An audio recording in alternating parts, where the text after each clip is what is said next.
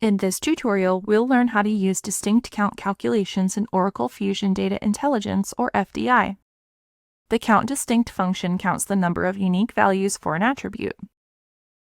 Business users can apply this calculation to count distinct customers, products, or transactions rather than total occurrences.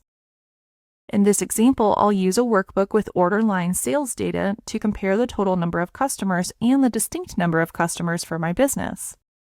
The distinct count calculation will identify how many unique customers are making purchases, helping to identify repeat buyers. I'll right-click my calculations and select Create Calculation.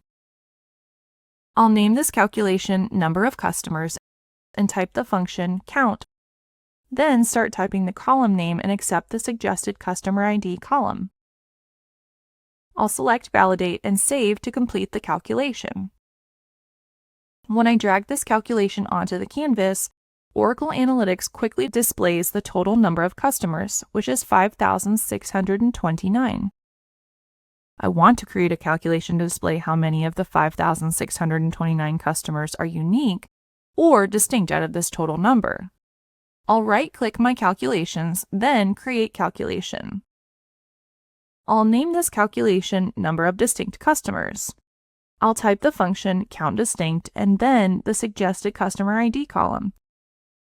Then I'll click Validate and Save. Now I can drag this COUNTDISTINCT calculation onto the values in the grammar pane along with the first count calculation. I see that my business has a total of 5,629 customers, but 2,202 are distinct or unique customers. In other words, the distinct count tells me how many repeat customers my business has. Find more videos in this series and additional resources on using Fusion Data Intelligence in the links below.